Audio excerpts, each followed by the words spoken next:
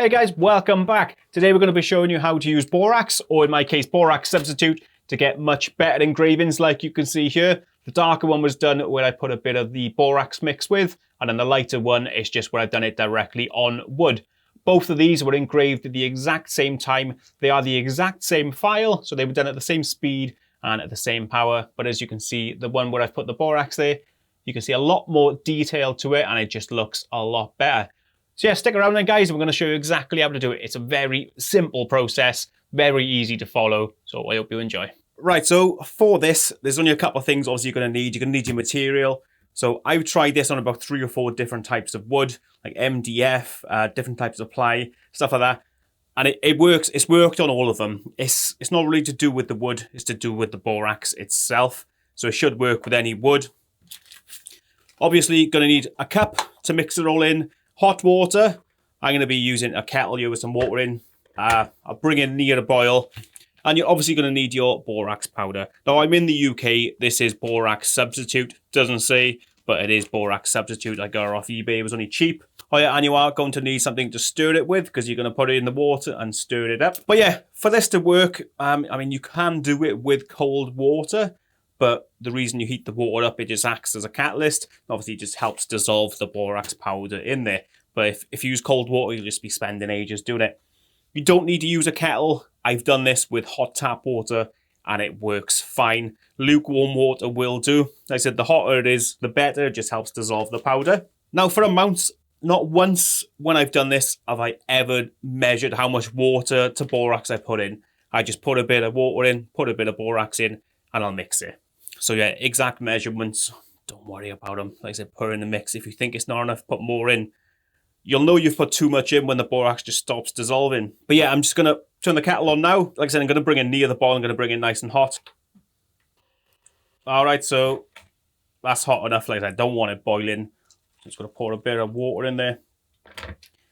When you do this, unless you plan on using loads of this mixture on loads of wood at the same time, I wouldn't bother making a massive batch of it because when it cools down and you leave it for like a day or two, it can recrystallize. So you just need to heat it back up and just go through the process again. So yeah, again, our borax substitute powder. So I've just poured, there's probably about, that's probably about a fifth full. Full to about there. I'm just going to get our borax. And like I said, I'm not going to measure it. I'm just going to pour a bit in.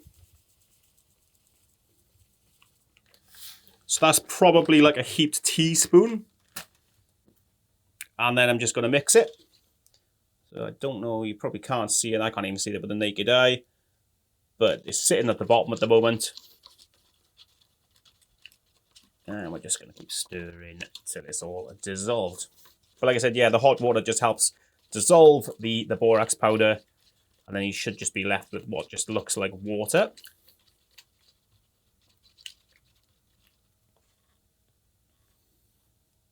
Again, you probably can't see it because I can't really see into there, but yeah, it's all dissolved. You can't hear the crystals knocking about in the bottom. Happy with that. All right, so I'm going to be applying the borax mix with one of these sponge brush applicator type things. You get these like a pack, like a dozen for like £1 or $1 from like cheap stores that do like little craft sections. They're aimed at kids, but they're fantastic for things like this. Now, I prefer using this for my borax mix. You can do it with a normal brush if you want. But I prefer it with these. I just find it applies it better. But anyway, yeah, we'll put it on. This is just a standard piece of birch plywood. You can see there's no borax powder on it because I tried engraving something and it's not that dark. So what I'll do, I'm going to mask off a little bit here. Just a little square. So we'll put the borax powder one part and then we'll mask off with no borax on another. And then what we'll do the same image there and there and engrave it on. And it'll show you the difference. Once it's engraved, there's a couple of do's and don'ts you need to follow as well, just so you don't actually ruin the engraving, because it's very easy to do, trust me. So I'm just going to apply some masking tape. We'll do the masking tape part of there.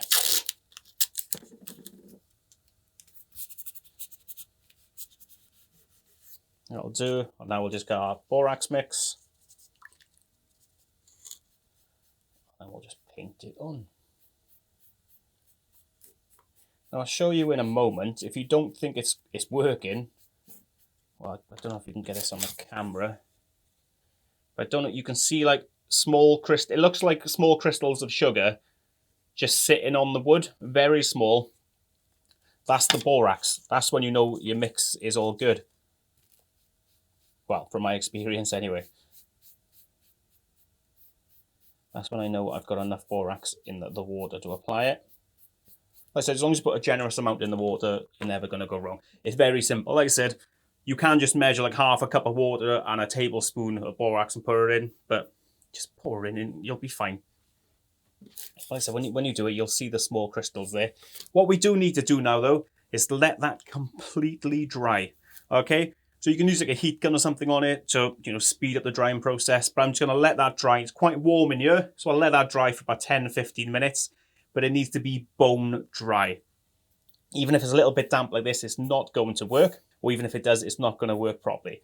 So we'll let that dry for about 10-15 minutes, come back, and once it's dry, we'll start the engraving process. All right, it is all dry. You can see a bit of discoloration there. That's obviously just where I've put the borax. But it is dry, and I don't know if you can see there's like a very, very fine layer of dust on there.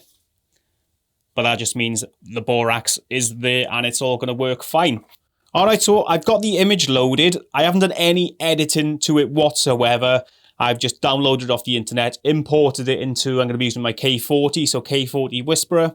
This does work with a diode laser as well as CO2, so you'll be fine at whatever. But yeah, I'm just going to do one there, and then one on this side, and you'll see a drastic difference. So we'll take this over to the K40 and get all that loaded up. Okay, so we got our piece of wood in there ready to go. So like I said, we're going to engrave one image there, and then that one image where we've put the borax mix. I am going to have the lid closed for this while it's recording, because when you do engrave over a borax mix, it is really bright. So I'm not sure if it'll damage my lens or not, so I don't want to take the risk. So I will have the lid down. I'm going to be doing this at 8% power, so quite low power, and at 400 millimeters a second on my machine.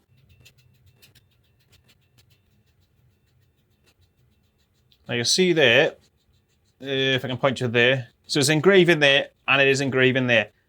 But you can only see the flash here, because that's where the borax mix is. This is exactly why I've closed the lid. So if you are going to do this, do not look at it, because it is really bright, and it probably could damage your eyesight. And you probably can't see on the camera there, but I can see the one on the left. It is engraving really light, and the one on the right. I've actually reduced the power down to 7% as well, because I noticed it's coming out really dark. So if I open the lid, and now you can see, you can kind of see that one, but you can clearly see that one. When you're done with engraving borax, do not, whatever you do, do not touch that. Let me bring it up close to the camera. Let me just take this over to the desk and we'll have a better look at it now. Right, that's a bit better. So let's get a better look at this now. So that's obviously without the borax. And you can tell who it is, you can tell what it is, but that is with the borax. Now, like I said, I did not edit this picture whatsoever. I typed into Google, messy, PNG, copied that image into Inkscape and duplicated it. Saved it as an SVG, so I can import it into K40 Whisperer, which is what I use to obviously generate the laser cutting file or engraving file, and just engraved. And that is it. When you want to engrave photos, see, there's nothing special you need to do to them. You just need a nice dark image for it to stand out. I mean, there is a little bit I could have done to that, but in my eyes, that is spot on. But like I said, right, once you're done with the engraving, whether you're doing words, pictures, or whatever, like I said, do not touch it. You do need to basically put a clear lacquer over the top of this now to stop it coming off, because the black there is just soot. Okay, so I got paint on my hands, but there's nothing on my finger at the moment. So if I rub it, we'll do the bottom sleeve down here. See how it's all smudging and all the soot's coming off? Okay, you've got to seal it into the wood now. So what I'll do, I'll take it outside, I'll spray a quick clear lacquer over the top of it, you let that dry, and that is permanent then. We've put a layer of clear lacquer over the top. It's not fully dried yet, but that's what you want to do. Once you've done with the engraving, don't touch it, seal it with a clear lacquer, and then that will be permanent. But yeah, there we go, guys. That is my take and the simplest way I can show you how to use the borax method with engraving more wood. So this is what it does. It basically makes all your engravings black. So if I did this as solid text, the text would just be black. But with this one, like I said, it's just an image. So we've dithered it. So there's little bits in there which are grey. All right, guys, hope you enjoyed it. Anyway, have fun with it, and we'll see you in the next one. Ta-da.